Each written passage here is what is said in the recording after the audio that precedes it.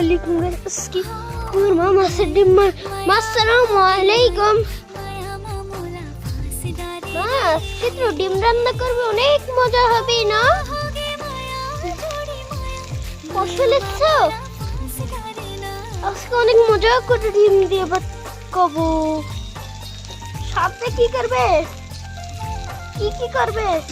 মাছ ভুনা। নাও মোবাইলটা।